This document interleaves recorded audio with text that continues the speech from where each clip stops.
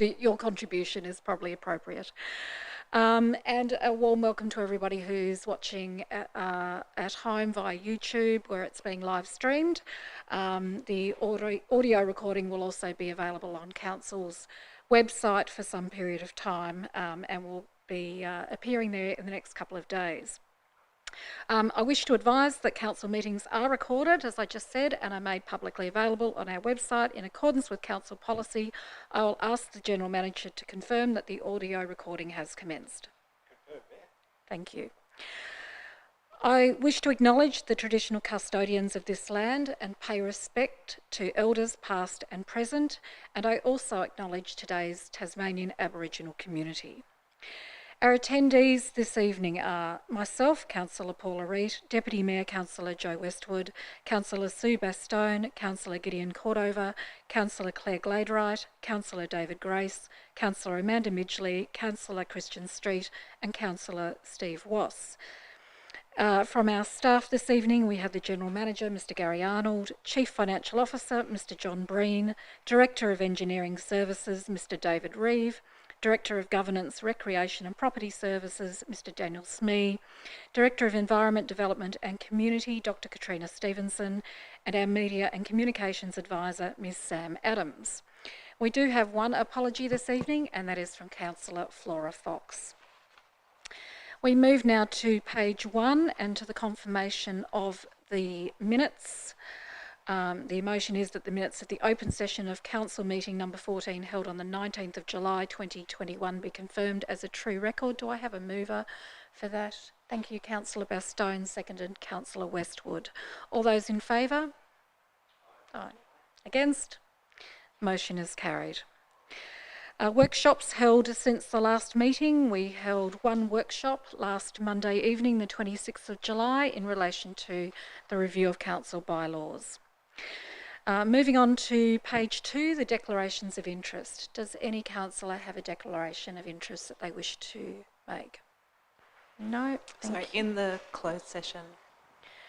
You have an interest in a matter in closed session? Thank you. I also have an interest in, I'm not sure if it's in closed session. I think it is. Okay, thank you. And Councillor Wass has... Yes, thank you, Mayor. I have a, I guess what would be called a perceived, what would you call it, interest, although I'm no longer a member of the Kingborough Lions United Football Club. I have been, and I have been a board member. Thank you. Councillor Westwood. On that note, I should declare that I have a perceived interest in the item in closed session as well. Thank you. And I will declare an interest in that matter of closed session as well. Anyone else? It's almost like a house auction. If not, we will proceed. Thank you. Transfer of agenda items. Is there any item on the agenda that a councillor would like to transfer from open into closed session or closed into open session? No, thank you. Questions without notice from the public. There are no members of the public here. Questions on notice from the public. We had a number of questions that have been answered. Biodiversity offset policy with respect to DA 2021-47 from Ms Kate Lucas, and an officer's response from Tasha Tyler Moore. On page 2, we also had a question on notice from Ms Tricia Ramsey in relation to the new complaints handling framework, and that was on behalf of the Kingborough Ratepayers Association, with an officer's response from Mr Moult. Page 3, cost of subdivision headworks from Ms Tricia Ramsey on behalf of the Kingborough Ratepayers Association, with an officer's response from Dr Stevenson. Also on page 3, a question also from Ms Ramsey on behalf of the Ratepayers Association in relation to risk management policy changes 14 December 2021, with an officer's response from Mr Breen. Also from Ms Ramsey on behalf of the Ratepayers Association, a question in relation to risk management strategy, with an officer's response from Mr Breen. A question on Silverwater Park from Mr Dean Winter. Sounds funny referring to him as Mr Dean. How about we say Dean Winter MP, and an officer's response from Mr Donnelly.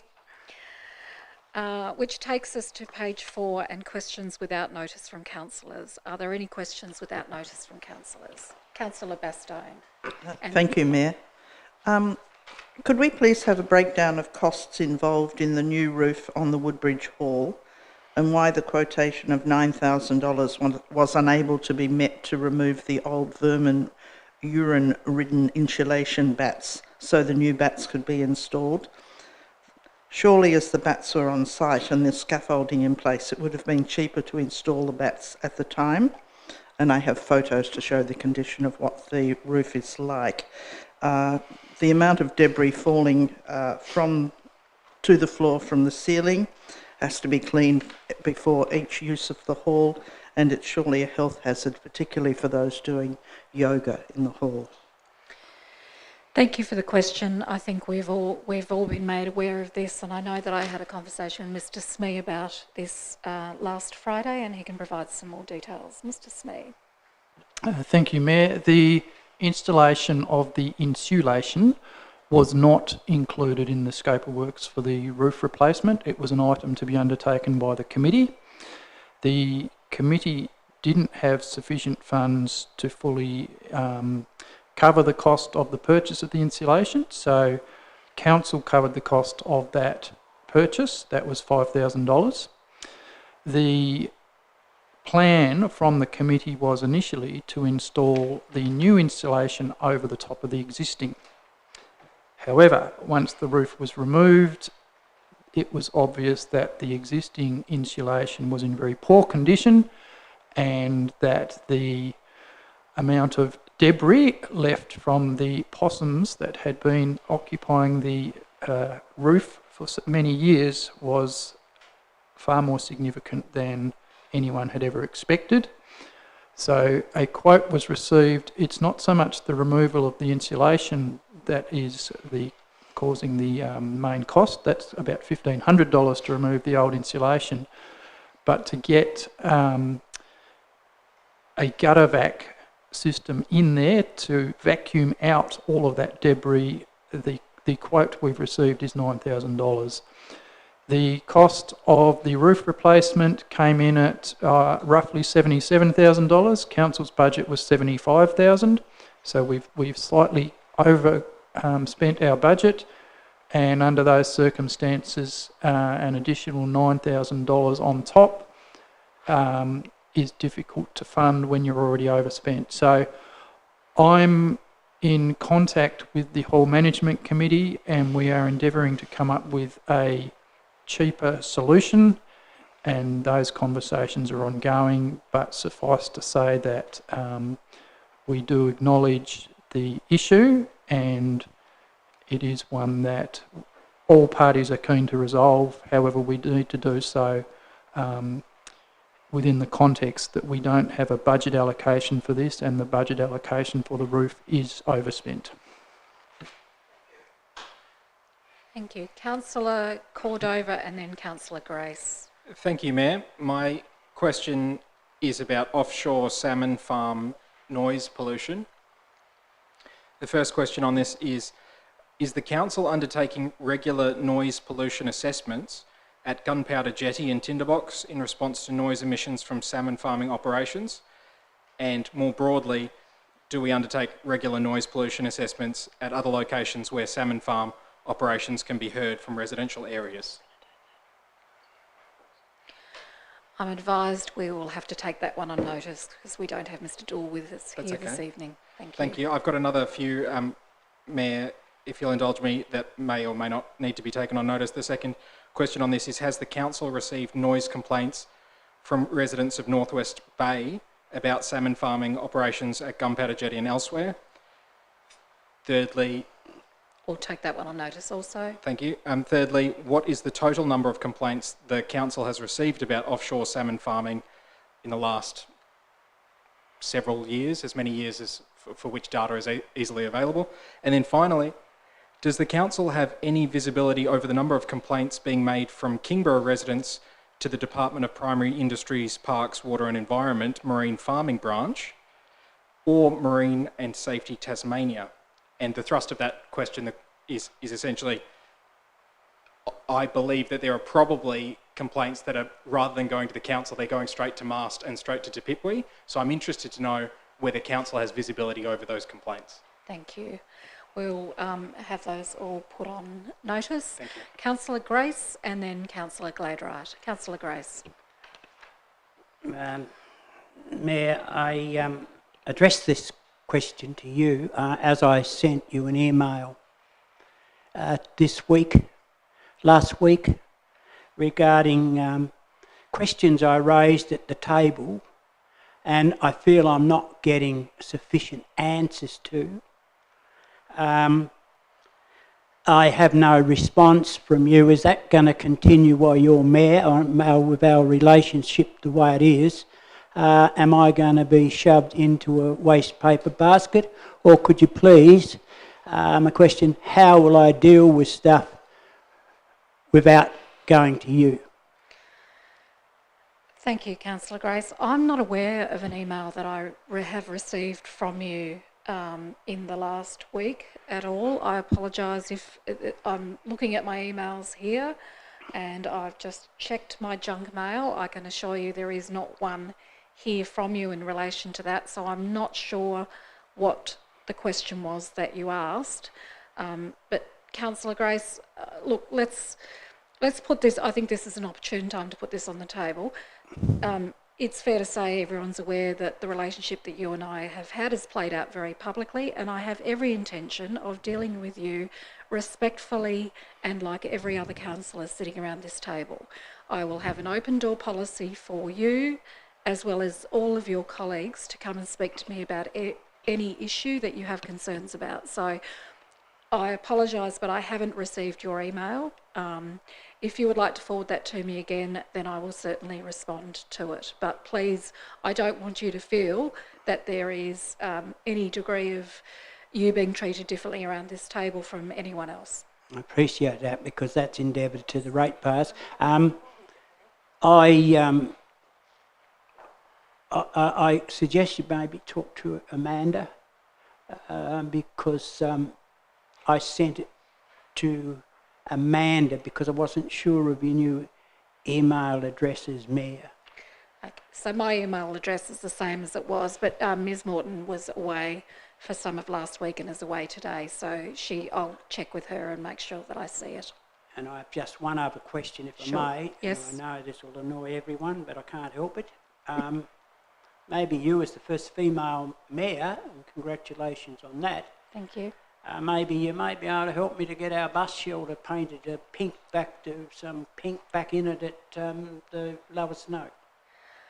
I haven't had an opportunity to follow up on that yet. I don't know whether we don't have Mr Reeve here. It does seem to have been dragging on for some time. General Manager, would you like to make a comment? Thank you, Mayor. Councillor Grace, as you know, on your behalf, Councillor Grace, I did correspond with Metro. I haven't received a response, but only last week I was party to a discussion with State Growth where once again the ownership of bus stops was discussed, and there appears to be some current uncertainty surrounding the actual ownership of the bus stops, and we're trying to get clarity on that matter. Thank you. If you want any help on some down our area, I can certainly put you in the right direction. Thank you. Councillor Gladwright. Thank you. I know Mr Reeve isn't here. This might have to be taken on notice, but I'd like to know if compostable nappies will be allowed in our FOGO bins when that is implemented in October. Thank you. Yes, we will take that on notice. Thank you. I do have one more question. Sure.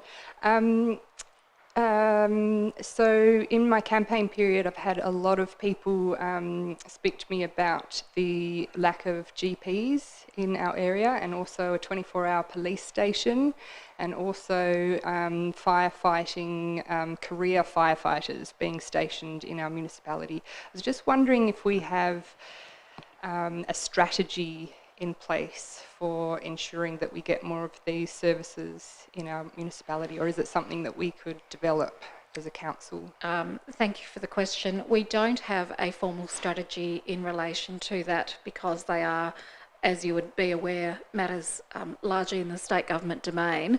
But like yourself, during the election campaign, and I think it was probably because also of the proximity to the state election, that those issues that you've raised were being raised with me also. And you might have noted that last week, after I was sworn in, I did make comment that I wanted to invite the Premier down here so that he could have a look at the growth, but also a frank discussion about those sorts of resources that we do need here. So I will be extending that invitation to him, but I think the best way at this stage that we can approach it is for a discussion. I did very briefly meet with the new Inspector of Tasmania Police today, and there will be a follow-up meeting in the near future, but certainly those issues are very much on my radar, and I hope that we can work collectively to bring the state government's attention to that and some improved facilities for our residents here. Thank you. Thank you. Councillor Midgley. Thank you, Mayor, and congratulations on your election result. Thank you. I have had some questions emailed to me from a member of the public this afternoon. The first one is, can we please have an update or council feedback on the public response to the proposed changes to the health and environmental bylaw, particularly the removal of Part 7 and the alternative legal opinion by the Environmental Defender's Office? The General Manager will take that. Thank you. Through you, Mayor, Councillor Midgley, the current intention is to have a report to Council at the next Council meeting on the 16th of August. That report will canvass all of the matters that you've just raised on behalf of a constituent. It will also address other matters that have been raised regarding the other bylaws, mindful that the majority of the focus of the submissions has been on the potential removal of Part 7 or Clause 25. Thank you. Could we please have details of the appeal lodged with the RMPAT by the Director of Housing re Council's decision to propose a condition on the approval of the Huntingfield roundabout to include a slip lane, and Council's and Councillors' reaction to the appeal?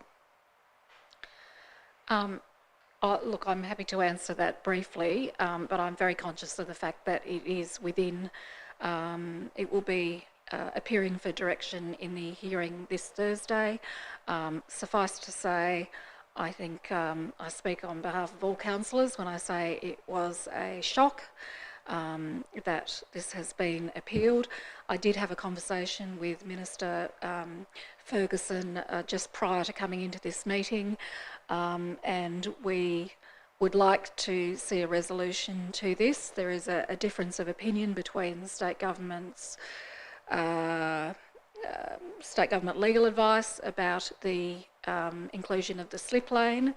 I do know that Minister Ferguson expressed to me that he was very, that he would like to see a resolution, and we hope to work towards one. But at this stage, until we have that directions hearing, we can't say anything further. Great, thank you.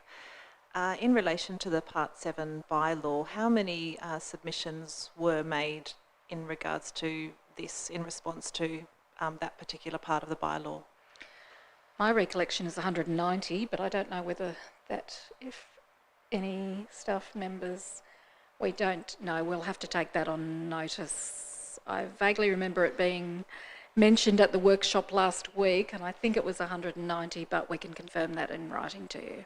Thank you. That was my memory, but I just wanted to confirm. But in light of the number of submissions received, will Council consider a second legal opinion, and if not, why? General Manager. Through you, Mayor.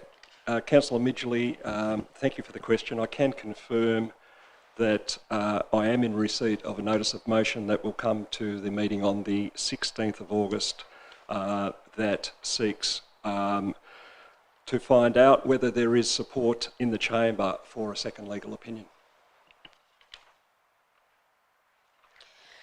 Thank you. If there are no further questions on Sorry, without I've got notice. one Sorry, question. Councillor Cordova. Yeah, just on that spurred on by that. So whilst there will be a motion, notice of motion that I've provided to the General Manager for the August the 16th, I think the question was actually in relation to why it has to come before council as a notice of motion from a councillor, as opposed to being procured without a notice of motion. Like, why wasn't a second legal opinion prepared after the EDO advice became known? General Manager. Through you, Mayor. Primarily, Councillor Cordova, the answer to your question is that council officers secured a legal opinion from council's solicitors in relation to the bylaw. That was, in my opinion, entirely appropriate. Any further legal opinion regarding the same matter would be a decision for this council and not one that the General Manager would recommend. Thank you. If there are no further questions without notice, we'll move to questions on notice from councillors. We're on page 4. There was a question from Councillor Grace in relation to the footbridge at Snug with an officer's response from Mr Reeve.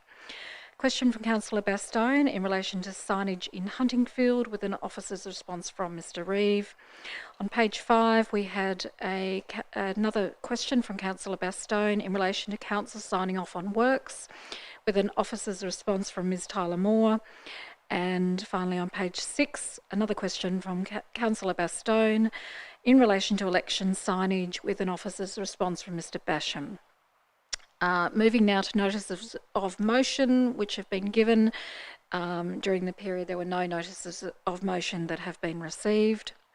Petitions still being actioned. A report on the petition headed Public Furniture at Tinderbox will be provided at a future council meeting.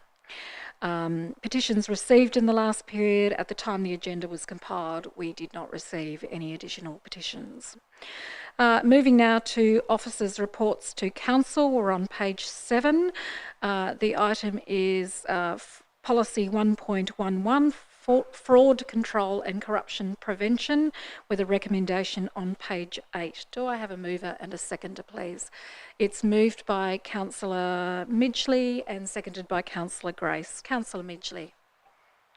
Thank you, Mayor. I note this policy is an update from the original policy that was in April 2019. The audit panel has reviewed and endorsed the attached policy. There's been a main change to the policy as outlined in discussion point 4.2, and only minor other changes have been made to the policy to ensure wording, consistency and clarity of information. Thank you. Any further speakers? Councillor Grace. Just one. Have we had any complaints, written complaints to management regarding any fraud? I'm certainly not aware of any in the 20 years I've been here. I'll ask the General Manager to answer that. Through you, Mayor. Councillor Grace, certainly not in my time at Kingborough in terms of your question. But it is fair to say that the policy has come into play on at least one occasion in recent years in relation to a former member of staff. Thank you. Councillor Bastone. I just have one question and one correction for the record.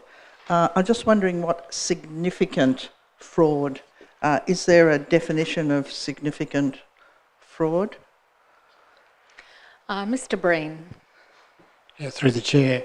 Look, essentially, the way you have to look at it is that you know, I guess there can be very sort of minor fraud, and it's where perhaps the sums are very minor, but so significant, you would need to warrant further action. So it would be required that we would need to take some action, investigate it, whether it be internally or externally, and then come up with some significant findings. So it's very difficult to put an exact framework on it, but it does need to be significant to invoke this policy. So it's not just stealing petty cash, it's something that you would probably almost need to have the police in on. I wouldn't go that far. Look, I think if someone was stealing petty cash, we would consider that to be fraud. It's where you get instances of, it might be more a misinterpretation of a policy or something like that. That's not considered fraud. So it's where you would invoke the disciplinary policy, you go down that track, and then potential termination or police investigation. Okay, thank you. And my other thing is on page 16, something beloved of our current mayor, there is a spelling mistake. And I missed it. Yes, you missed it. I'm disappointed. On page 16, 5.3C, it should be managers, not managers. I can see it now. Thank you, Councillor Bastone, for continuing my good work on that. Councillor Cordova. Thank you so much, Mayor. And firstly, I'd like to just commend the policy, the authoriser. This is an important policy, and I will be pleased to support it. To my reading, it's a very robust policy, and that, as it indicates in the report, our council, of course, is committed to developing and maintaining an organisational culture which is supported by appropriate controls, procedures, and strategies which prevent fraud and corruption. I flagged with our General Manager earlier today that one area I think where this policy could be potentially improved relates to public transparency and basically reporting of incidents in the public domain. Now, I'm not going to move any kind of amendment tonight after receiving advice, but I think it would be prudent for the council to think about implementing in future some kind of mechanism for how we report how incidents take place. So, for example, we just heard from Councillor Grace a question about, how many incidents have there been, and we were able to receive an answer. Initially, I was thinking it outlines at 5.6 that an evaluation report would take place and would be sent to the audit panel, but I'm aware that not too many members of the community probably read the audit panel report minutes necessarily, so I thought potentially there could be some room to have a reporting by exception. That is, we always assume that there would be 0 cases of fraud, but if there was one that was taken through the police or taken through under this policy, after the evaluation report was provided to the audit panel, I think it might be a good idea to, for example, note that on the council website that yes, insert year here, in whatever the year was, yes, there was one incident of fraud that was taken through under this policy. That way, I think there'd be a public interest in knowing whether or not council receives these kinds of complaints. Thankfully, they don't. But obviously, I'm very cognizant of the need to, everybody is innocent, obviously, until proven guilty. And when these kinds of things play out in the public sphere, that's to nobody's benefit. But I just did think that one area where this policy actually just doesn't touch on is how is it that we communicate with the community when in place, after the fact, after the policy is implemented, and after the process, the due process is taken. How do we then report that to the community at large? I wonder if any staff members would actually like to comment, but they don't have to.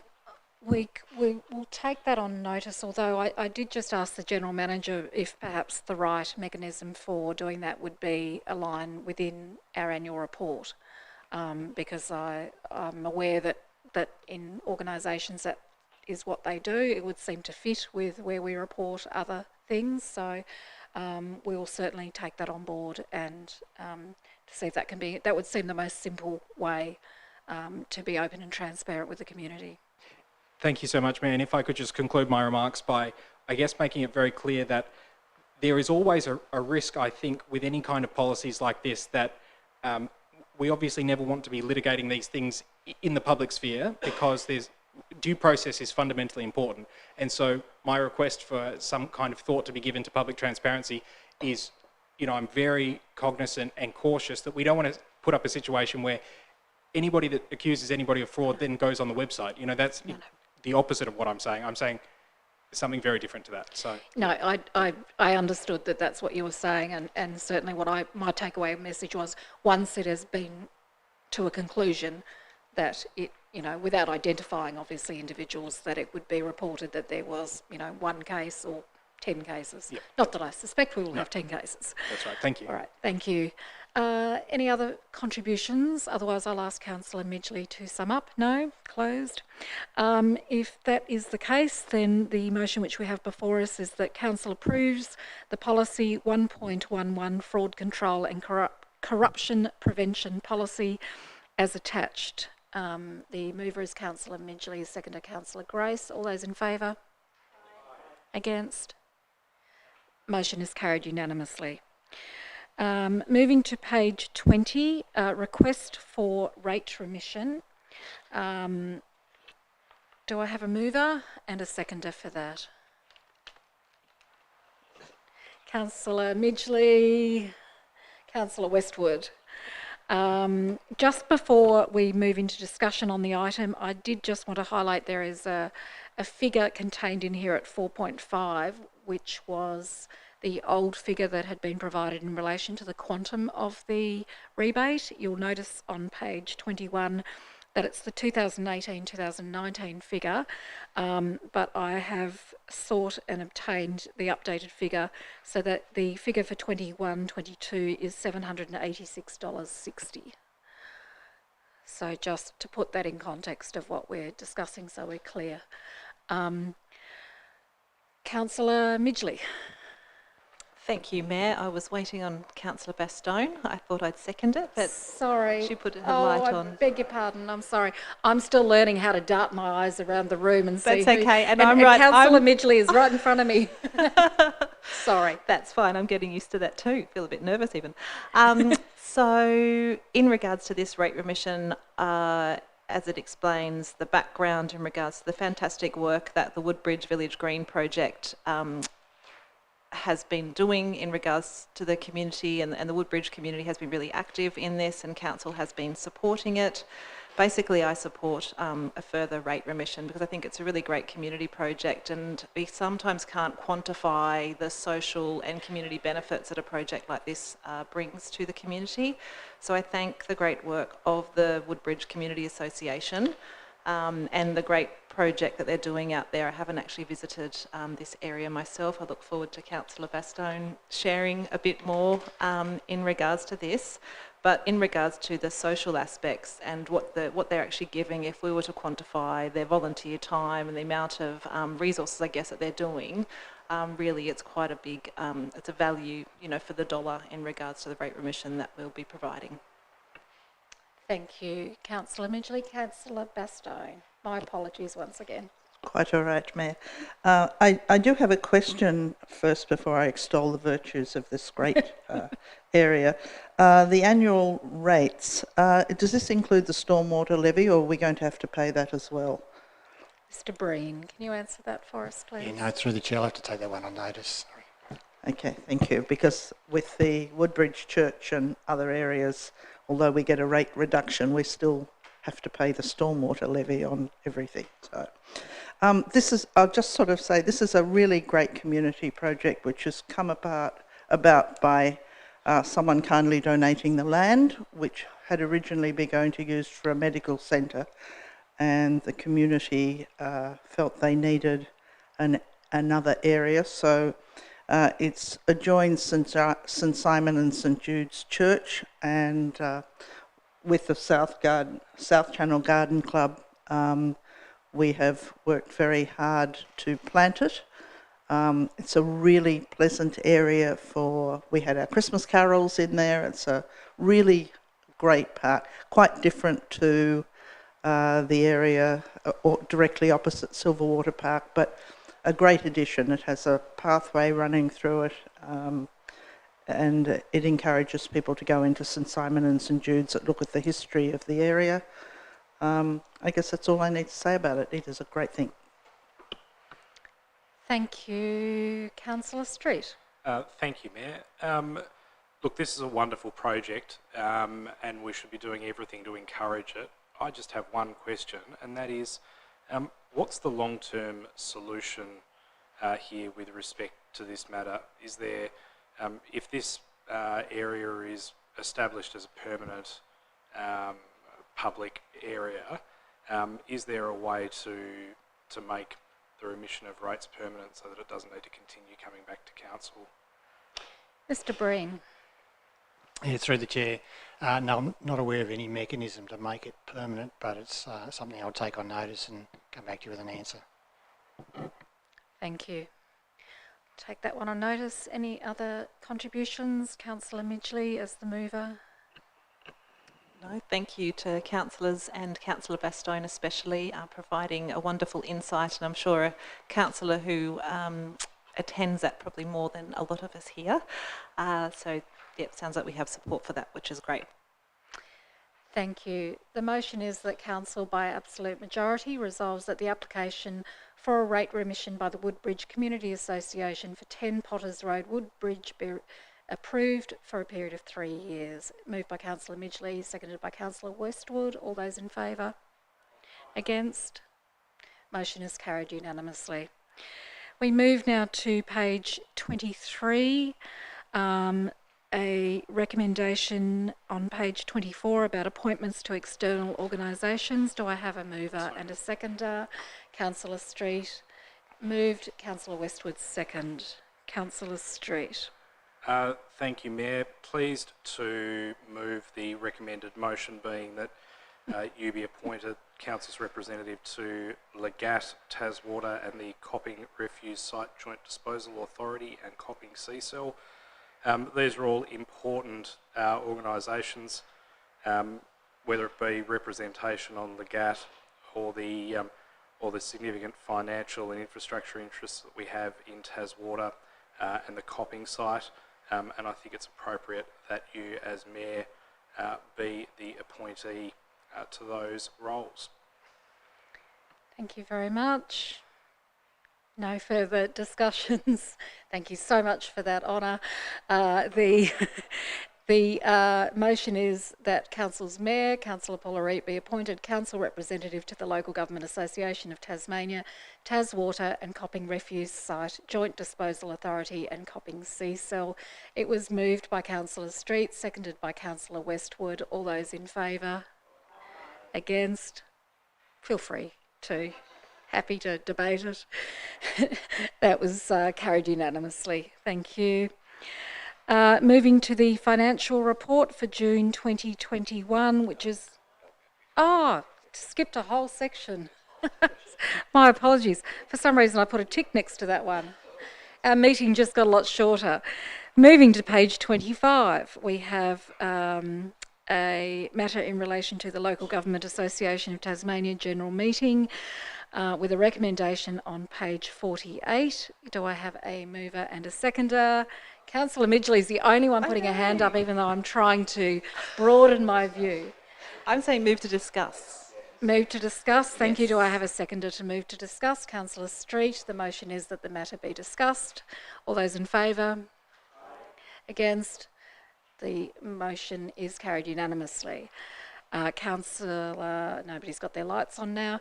Could I help with this? It was my intention just to, I'm assuming that everybody has read these, it was my intention to take them one by one with some recommendation, with my recommendation, and feel free to let me know if you think otherwise, and hopefully we can move through those as quickly as possible. If everyone's agreeable to that. If we take the first one, is in relation to the rating of independent living units. My intention was to vote yes for that one. Is everyone comfortable, given we're in discussion phase, that we just sort of do it by the nods at the moment and then we can formalise it at the end? Anyone against that? No, it looks like Councillor... Okay. Councillor Grace. Yes, that would be a good idea. Thank you. I think, though, everybody else nodded, so you might be outvoted on that one, unfortunately. So we'll put that down for a yes at this stage. The next item is stronger penalties for malicious vandalism of public facilities. I'm not sure which council had actually put this forward. It's not written in the paper. Look, I was quite My intention would to be vote no to this one because I believe that the reason given by the Tasmanian government there, the agencies in relation to a range of different penalties that are involved, and also I think they've put up a good case. There are substantial penalties available to magistrates, and I don't believe that as councils perhaps we are best placed to be trying to rewrite the law. I can see Councillor Street would like to say something though, as one of our legal experts. Couldn't agree with you more. I was just going to ask you to remind our new council colleague, and one that's absolutely forgotten, what DD means. Delegates' discretion. I can do whatever I like then, apparently. Forget every single time. Okay. Is everyone happy with us voting no to that? Thank you. Moving on to heavy motor vehicle road tax distribution. I found this quite an interesting one. If you look at the... I'm assuming this is put up by Circular Head, I gather from the way it's written, but I particularly liked the let's just let that sink in for a moment in their description. I think we've already got the speech for Legat later this week. I found what they actually put forward to be quite a compelling argument, given there's been no indexation. So it was my intention to vote yes for this one, given that councils haven't received any indexation from the heavy vehicle tax for 24 years. But I'm happy to have the discussion. Councillor Cordova. Just to say that I want to vote, I would like you, Mayor, to vote yes also, but I actually wrote a note here, maybe potentially we could amend it for something stronger. This of council's overall spending on roads, that it's barely worth the argument, but I'm probably going to get run over the top of on that. To me, it's the principle of the thing that you can't, you shouldn't be receiving this tax and not indexing it for 24 years to councils. So my intention would be to vote yes. Could we have a nods or a, yep, we've got nods, yep, okay. All right, and I'll certainly take on board what you've said about the amendment. So we'll put that as a yes, and I'll make a note for myself about the amendment. Item 11.1, Code of Conduct training costs. You will recall that that was a matter that we have put forward as a council ourselves, so I was intending to vote yes on that, but I suggest Councillor Grace might want to make a contribution on that. You don't wish to? I'm just... as you know, months now, the Code of Conduct put their decision down, but I've never ever received anything about the training. So I'd say they're out of time now. Thank you. Councillor Cordova. Thank you. As I think I mentioned, so my feeling would be to actually vote no on this one, and I know that that's probably... not necessarily a popular take, but I'll just explain my reasoning briefly. And I think myself and potentially Councillor Fox kind of alluded to this before, that the training, when it comes to Code of Conduct implementation, the training is about training, it's not about retribution or punishment. So retribution or punishment, which I think is a perfectly valid thing to have in a Code of Conduct process, that should be, whether it's to censor a person, whether it's to, remove them, whatever it might be, but the punishment is the punishment, and I think the training is not the punishment. So to impose a financial cost as part of training, I think, is blurring that line and making training... Punishment shouldn't come in the form of training. And I think it's... I just feel like it's a disingenuous kind of thing to try and, as a disincentive for bad behaviour, to say, beware, we're going to give you training. I think everybody would do well by undertaking, compulsory training to learn the Code of Conduct and to learn about how to be a good representative. But I don't think that it should be used or, weaponised as, well, beware of getting a training thing put on you because you'll have to pay for that. And the reason I think that that's a risk is that people will then spring to getting the very cheapest, worst training that's available, of course, because they have to pay out of their pocket. And so it just perverts the incentives, I think. The purpose of training is to improve councillors' capacity to be professional and to undertake their role in a responsible way. So I just feel like adding that punitive element to it is not actually within the intention of what the purpose of the training was about. That's my feeling. Thank you. Just to clarify, the training that is that is asked by the Code of Conduct panel is to be approved by Legat in any circumstance, so it can't be just a grab out of the box. Okay, that makes sense. And I think and I think Dr. Stevenson would like to add to that. Just a procedural point, because you're a new delegate, wearing my old hat, because Kingborough put this motion forward, if you don't move it, it will. The expectation is that you would move it, so if council changes their mind, you would have to withdraw it. Thank you. Could I have a show of nods of do we are still going forth with this? Councillor Wass, did you want to say something? Yes, please, Mayor. I think the important thing is that when a panel makes a deliberation and chooses a deliberation no matter what the outcome, that deliberation should represent or be followed up by the councillor or councillors themselves. The comments by the state government agency, excuse me, I think is a little bit alarming in the sense they say that the community should pay. If that's what the state government want, that's fine. Don't have an issue with that, really. But the thing I would suggest then, the question that we need to ask, if that is the way the Tasmanian government treats the Code of Conduct policy, then let's throw the Code of Conduct policy, the whole lot, total, out the window, because they're talking against themselves and the aims of that policy. You can't have your cake and eat it too. You have to make a decision. They've made the decision.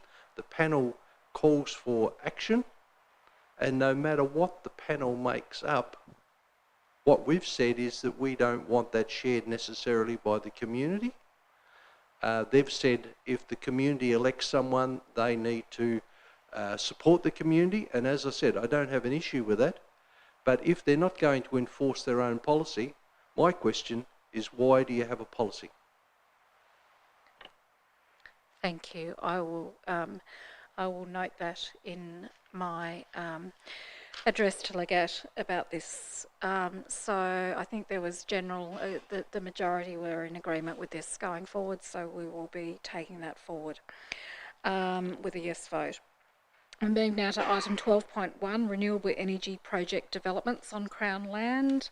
It was my intention to vote yes with this one. Councillor Cordova.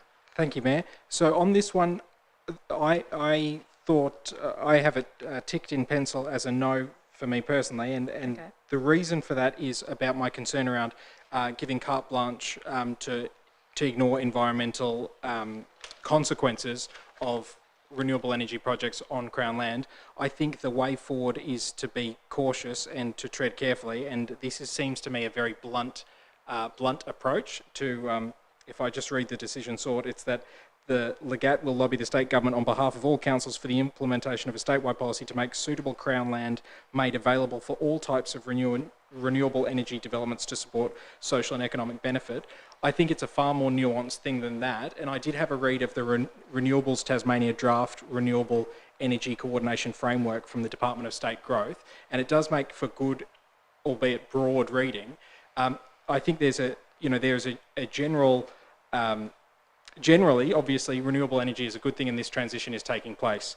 But I think it's a very blunt way of describing it to say that we should just open up all Crown land, and that's why, particularly because of my environmental concerns around that, and we're already seeing some of this contention emerge in various parts of the state, I think we need to tread very carefully, and it may not even be the role of Legat to actually be trying to get the state government to make these broad swathes.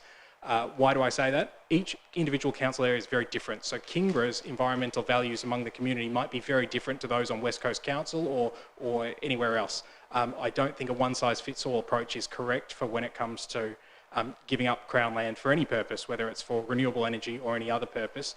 I think we just need to tread very carefully, and that's why I felt that this should be a no personally. Thank you. Councillor Mitchley? Thank you, Mayor. Councillor Cordova and I had a conversation about this afternoon, and I do agree with him, but also in regards to what he has shared, I don't feel it's a decision that we can make without actually having more information provided to us. And again, the role of LGAT in actually making this decision, I think, is, requires more information. All right. Well, with that, I've like we all have with things. I've got an open mind, so let me suggest then that we vote no. Are we all in agreement with voting no to it? No, we've got, hang on. Who wants to vote no? Just give me a show of hands. Okay, that looks like, I can't count. 1, 2, 3, 6. Yep, so we'll vote no on that. I think it is lacking in some detail. It is a very broad comment. Item 12.2, Workplace Health and Safety Review for elected members. It was my intention to vote yes in relation to this. Does anybody? Yes, I can see 2 lights go on. Councillor Gladright. Just got a question. The scope of this is just for elected members, but I was wondering if it can be broadened to include candidates. I don't know that we would have any jurisdiction there. I'll seek some advice from the General Manager, who looks surprised by that request. Through you, Mayor, it's a very good question. What if it was bullying and harassment by a elected member towards a candidate? Maybe that's a better question. Is that within the scope of this, do you think? No. No. No. If I may, Mayor, Yes. I am aware that another Metro Council does have concerns with this particular motion. I share the concerns that they've raised, and that is that the motion seeks to call on the state government to commission Equal Opportunity Tasmania. I don't think Equal Opportunity Tasmania is the appropriate body in this case. I think it should be WorkSafe, should it go ahead. Thank you. Yeah. Okay. Anything further from you? Councillor Street. The General Manager's just made my point exactly. All I was going to say is I'm happy to support it. If there is an opportunity for one of our delegates to speak on the matter and suggest that Equal Opportunity Tasmania isn't actually the most appropriate body for the task, then I think that would be really great. Okay, so I've noted then that it is support, but asked to amend to WorkSafe Tasmania in place of the Equal Opportunity Tasmania. Maybe even if it's just an appropriate institution, so that there's some choice there. Yeah. Okay. Thank you. Is everyone happy with that? Thank you. We move now to item 14.1, the statewide planning scheme provisions. The motion is that Legat lobby state government to urgently review recent Resource Management and Planning Appeal Tribunal and Supreme Court planning decisions with a view to amending the statewide planning scheme provisions to take into account of any recent issues and to ensure loopholes are not exploited, resulting in development contrary to the intention of the provision of the scheme. Suggestions? I have an open mind on this one. Thanks. I'd say delegates' discretion for the simple reason that the information in there doesn't give you full understanding, and if that's what the Northern Midlands did, they've brought it on themselves, and on that basis they were silly enough to do what they did in the first place that they shouldn't have done, and henceforth they've been caught out. And I think we would get better if it's delegates' discretion, and we need to be talking about these things on a more realistic basis at Legat meetings. Thank you, Councillor Wass. Councillor Cordova and Thank you, then ma'am. Councillor Street. I was just going to ask if there's, if any staff member wants to give additional context that might help us grapple with this, and then I've got a few comments to make. Dr Stevenson. Through you, Mayor. I think the motion is fine. I'd absolutely agree because we want to bring forward the review of the statewide planning provisions. We know there are a number of holes. The example probably isn't the best and only example. We know there are a whole suite of issues with the statewide planning scheme provisions that we're already seeing through Planning Directive 8, and it's about making sure that that 5-year review of those provisions is not delayed. So I think the motion as it stands probably works, even though it doesn't really relate to the example. Thank you. And through you, Mayor, then on that basis, and that provides me with some great comfort because that was, I had ticked here yes, and my feeling is that no bad thing could come of this motion. I think it's a good the intention behind it is clearly very good, even though it's somewhat disembodied from the background. I think almost the background is a bit of a red herring. There's greater issues here, so I would support a yes. Thank you. Councillor Street. I'd agree with Councillor Wass. I'd leave it to delegates' discretion. The reason being that while I agree with the tenor of the motion, the background concerns me. With the greatest respect to our colleagues in Northern Midlands, I don't think that this is the forum for going ahead with specific concerns like the ones that they've put in the background. And so I would leave it up to you to make an assessment of how the motion is moved and spoken of in the room, and then making a decision about whether you support it or whether you cut them loose. Thank you. Is everyone happy with that? I've taken on board what Dr. Stevenson has said and the comments about, that's why I said I had an open mind about it, because the background is very focused on one issue. So, my suggestion would be that I've listened to the debate and vote with discretion, and I'm happy to report back to all of you as to what occurs during that. Thank you. 14.2, Integrated Regional Housing Supply Strategy. Look, it's a very broad statement. I couldn't see the harm in supporting it. It puts the issue of affordable housing up on the agenda again. So I was intending to vote yes. Yep. Nobody have any violent objection? Thank you. Item 14.3, review of state regional land use strategies. Yeah, I put a very big yes next to that one, unless anybody would like to speak against that. Thank you very much. We'll vote yes. The 14.4, coastal hazards management, that Legat lobby state government on behalf of all councils for the early completion of coastal hazards management. I had a yes next to that because when I read through some of the background, it was relating to a motion passed in November 2010. So I thought timeliness would be good and that we should vote yes to that one unless anybody has any objection. Thank you. I don't think it's going to happen, Mayor. I think it's pie in the sky. I think what we should be concentrating is on the protection for local government in relation to the issues raised. So that's the indemnity that we have sought for years, and that goes back, I think, to 2010. That really, to me, is the most important part. The state government are not going to turn around and look after every bit of coastal land around the state. And they will probably turn around and say, well, if you want it, you look after it. You have Kingston Beach, that's your beach because it's our and we've given it to you, you have a lease over it.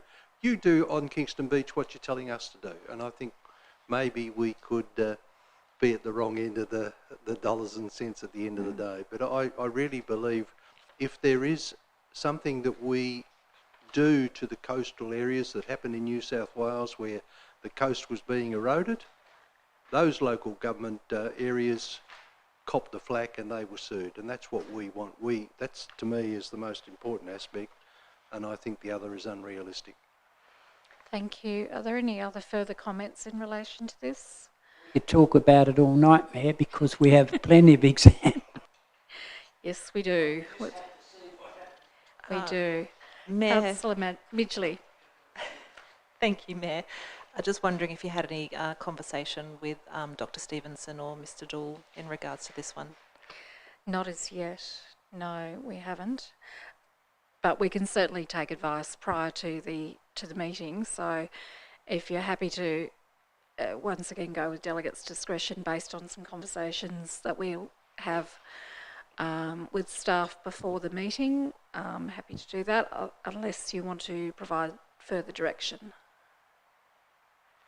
Sorry, Councillor Mayor. Cordover. Thank you, Mayor.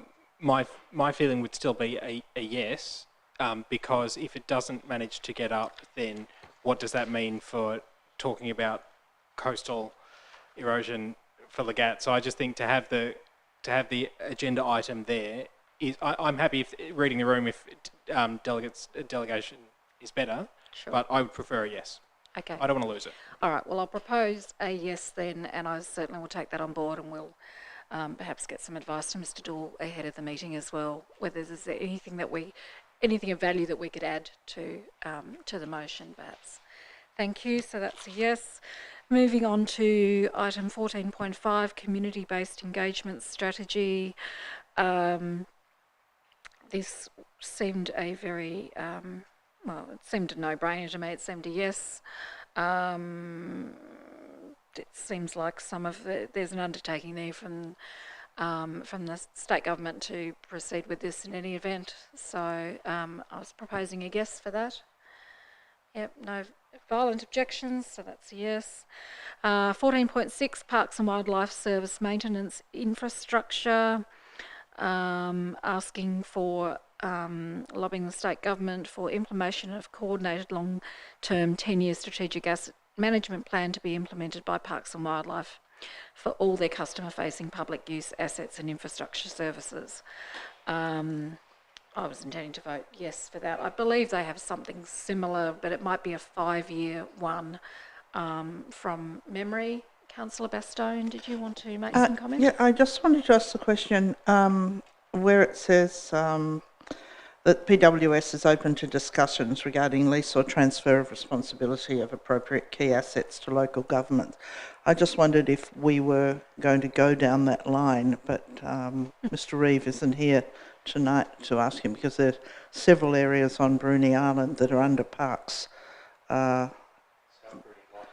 South Bruny Lighthouse Road, written here on my thing, that, you know, there are lots of areas that we really should take control of for the betterment of our tourism facilities. So but there's no one here to ask the question. We can take that on notice, okay. Mr. Reeve, if we could make a note of that, please. Thank you. So it was my intention to vote yes for this one, unless anybody has any objection. Thank you. Item 14.7, the EPA role in the planning assessment, asking for councils, lobby the state government on behalf of councils for improved and mandated EPA transparency, community-facing participation and engagement processes in the assessment of development proposals for which the Environment Protection Authority have levels of responsibility in determining recommendations and approvals. I was intending to vote yes for that. I couldn't see any reason not to, unless anybody would like to. No, otherwise we're all nodding. Item 14.8, cost shifting, that Legat lobbies state government to... I found this one a interesting one to have cap management and weeds in the same motion, and I had to go back and read it again because it says state government increase the resourcing for cap management and control of weeds, all in the one motion, which is going to be a really interesting debate. I was happy to vote yes for that. I don't know why, I don't know which council put this up, but Northern Midlands might have liked to have put this in separate ones, but I'm intending to vote yes. Thank you. Introduction of referendums. So 16.6, that Legat investigate the option of the introduction of propositions or referendums for local and state elections and that a mechanism for this change be initiated. I welcome discussion on this one because I have an open mind. Councillor Cordova.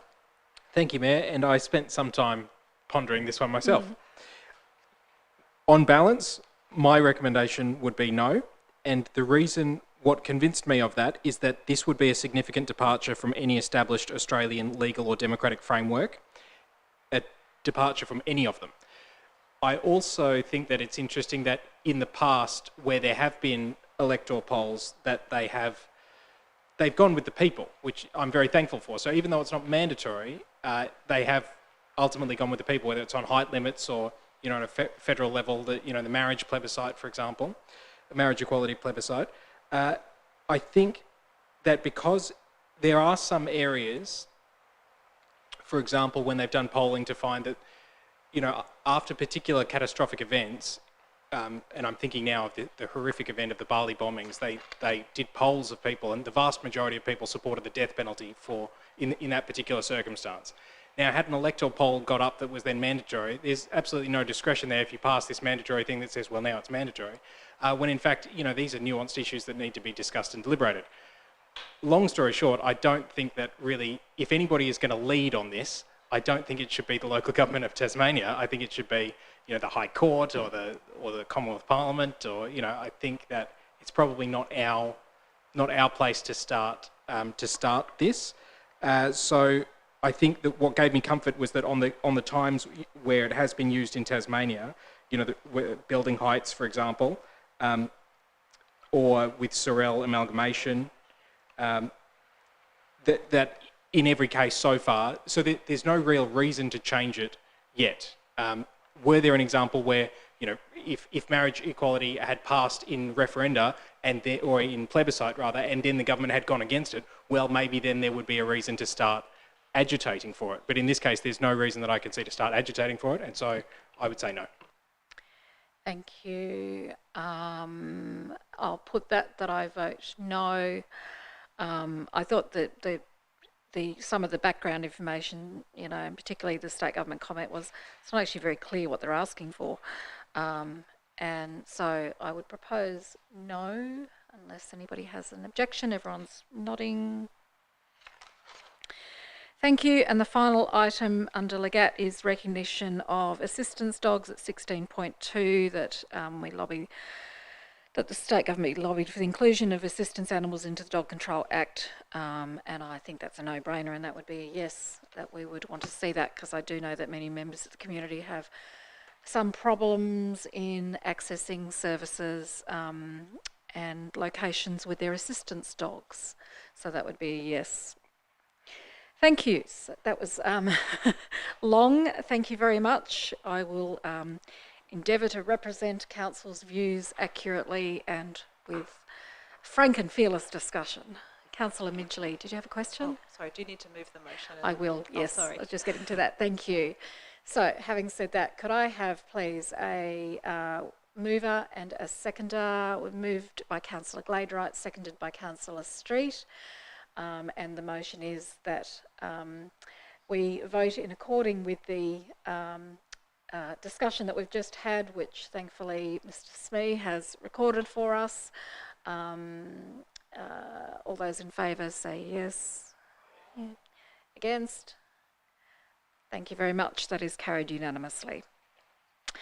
We do now definitely move now to page 49 to the financial report for June 2021 with a recommendation on page 51. Do I have a mover or a seconder?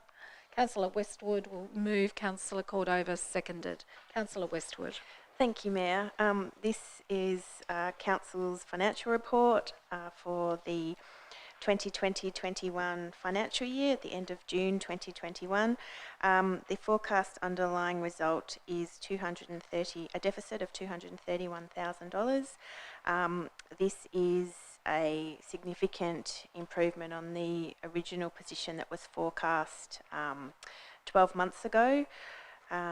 It is the result of a number of initiatives, and I think it's a reflection of a responsible approach to financial management from the council, bearing in mind that as things unfold, things can change very quickly, but I think that this budget is a reflection of a careful and considered position that was taken by council in response to COVID and the uncertainty that presented. I had one question in relation to the club rooms at the Taroona Football Club, about whether that will be operational expenditure versus capital expenditure. I was just wondering, Mr. Breen, if you could give us some information on that. Yes, through the Mayor. Look, essentially at this stage we're still in discussions with the Tasmanian Audit Office on this matter. I think hopefully later this week we're going to have a telephone hook up and go through the details. Their initial reaction was it's probably going to be operational, but we're certainly fighting a charge to have it as a capital contribution. Thank you. And in terms of the Tas Water Dividend, we've got 600,000 that we received. Are you able to provide some information on that as well, please? Yes, through the Mayor. Look, essentially, as you recall at the start of the year when we were putting the budget together, there was no indication from Tas Water that we would get any dividends at all. My understanding is their financial results have been a lot better than expected, similar to ours. And they've been in a fortunate position to pay 2 quarters of the dividend, so we've got 616,000 of the expected 1,240 that we would get in a normal year. So we got 50% of the dividends, and that's in line with what we've budgeted for this financial year as well. Thank you. Thank you, Councillor Westwood. It was Councillor Cordova first and then yourself, Councillor Grace. Oh. He'd indicated previously that he wanted to speak. Thank you, Mayor. And my question is about the depreciation is 112,000 over budget due to greater than expected depreciation on buildings as a result of the community hub being capitalised, and then computer equipment. So this is a question, but it's probably a two-pronged question. The first part is, can we please have a bit more context about the community hub? And then secondly, the software maintenance and hardware maintenance appears to have significant variances, and so I was just wondering what the story is behind that. Thanks. Thank you. Mr. Breen, are you able to assist? Through you, Mayor. Essentially, with the community hub building, we made an estimate of what we thought the depreciation would be, bearing in mind that it's componentised, so it is a bit difficult to put an exact figure on where the depreciation would be at the end of the year. We were about, I think it was about 40,000 short in regards to that particular number, so it would end up being a bit more than we expected due to some of the components being of a shorter nature. So that's for that one there. In regards to the materials and services costs, our contracts with IT service provision, we had a lot of additional expenditure over the last 12 months associated with creating, I guess, the ability for staff to work from home. So there was obviously a significant investment, particularly in security infrastructure, to allow for that to occur. And unfortunately, most of those costs will be ongoing for council. Thank you. Thank you very much. That's very helpful. And my next question is about at 4.2, through you, Mayor, Council's cash and investments are now amount to 23.1 million at the end of June, which is up 15.8 million from the June 2020 figure. And this is obviously, as it says there, borrowing of $9.42 million was undertaken in June under the local government interest-free package. My question is actually just one about 3 million in cash, and you had 22 million in borrowings, you would repay a lot of that debt. But bearing in mind that all but $2.8 million of it is interest-free, there's no incentive for council to repay that debt until it matures. So the strategy of council will be to repay as much debt as possible, bearing in mind that Kingston Park will certainly be receiving probably at least another $12 million over the next 4 or 5 years. So it will certainly aid us in repaying debt. Another factor that we had at the end of the financial year was that the FAGS grants were once again paid in advance by the federal government, so that certainly assisted council with an additional $1 million. And we've also got over $2 million worth of grant funds for the Transform Kingston project, which are sitting in account and yet to be expended. Thank you. Thank you. And through you, Mayor, just to conclude my remarks, I just thought it was really worth noting that council has received $2 million under the Hobart City deal arrangement, $200,000 for black spot funding on Lighthouse Road, Bruny Island, $750,000 under the Bruny Island Visitor Economy Roads Package, $702,000 under the Local Roads and Community Infrastructure Program, and $455,000 for the Whitewater Track upgrade, which I'm really pleased about. So there's a couple of good things going on there. And I'll just conclude by noting that the rates are $668,000 over budget, with the general rate being $631,000 over. And so this, I think, speaks to a similar pattern that we've seen ongoing now, where enormous amounts of development are as a result of that, we're seeing these significant figures. So once again, thank you to the author and the authoriser, and of course, I think council is doing well financially. Thanks. Thank you, Councillor Cordova. Councillor Gladwright. Oh, sorry, Councillor No, Grace. go My ahead. apologies. No, sorry, you were next. Oh. My apologies. I've only got a couple of issues. I think, and we've only spent, I've got a job to read this, I must 67%, is it? 62% of our capital works for the year. We've got committed 18%, which is committed by non-starter work possibly. But tell me if this is right, Mr. Breen, is this, we still got 10.5 million left unspent funds from our capital works program? Mr. Breen. Yes, through the Mayor. Yes, essentially that is correct. Bearing in mind that a lot of the funds, well, predominantly half of those dollars relate to Kingston Park, and with Kingston Park we've got large, substantial projects. So, for instance, the one that's out at the moment is the Stage 2 Public Open Space project. And you have to have funds set aside for those projects just in case we wanted to get it underway in June rather than July. So sometimes with those big projects like that, you have to put some dollars into the budget because you need to have those dollars to put the tender out in regards to the substantial projects. Thank you. Councillor Gladwright. Thank you. Through you, Mayor, I just would like to know how we set the rental rates, please. I note there's quite a few variations amongst the different user fees. I'm looking at page 75.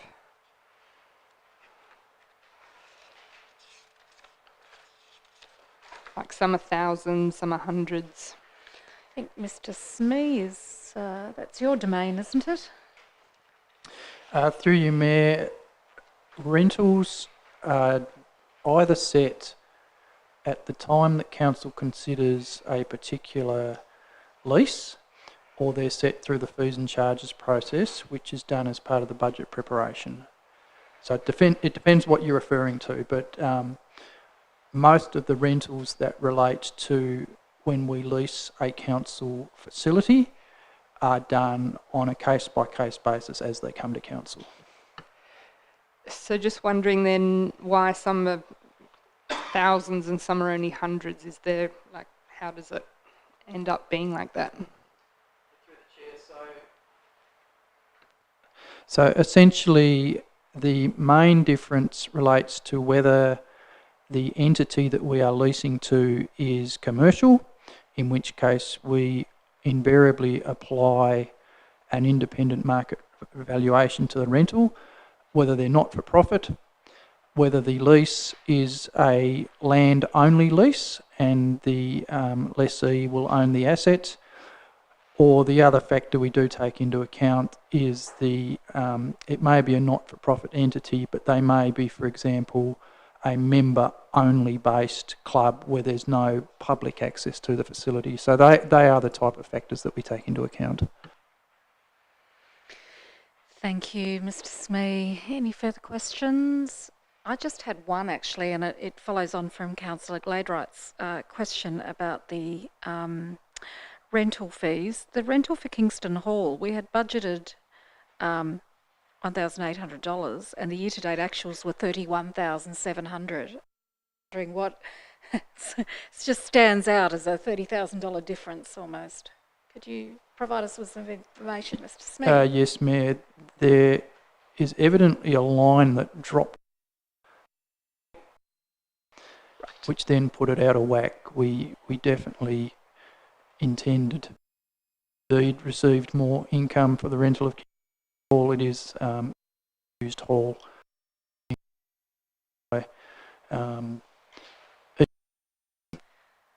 Okay. There are some other errors there in that table. Mayor, I think the only scripting when budget, I haven't noticed any other anomalies that stand out like that one. So could we perhaps have a corrected version of that that table provided to councillors, just so that we're aware of what the figure is, please? Thank you. Any other questions? If not, I will put the motion that was moved by Councillor Westwood, seconded by Councillor Cordova, and that is that Council endorses the attached financial report as at the 30th of June 2021. All those in favour? Against? The motion is carried unanimously. We move now to the confirmation of items to be dealt with in closed session. And the motion is that in accordance with Regulation 15, the Local Government Meeting Procedure, Regulations 2015, by absolute majority, Council move into closed session to consider the following items: confirmation of minutes, applications for leave of absence, and Kingborough Lions Football Club land lease. Do I have a mover and a seconder, please? Moved by Councillor Wass, seconded by Councillor Gladeright. I'll put that motion that we move into closed session. All those in favour? Against? The motion is carried unanimously. In accordance with Kingborough Council meetings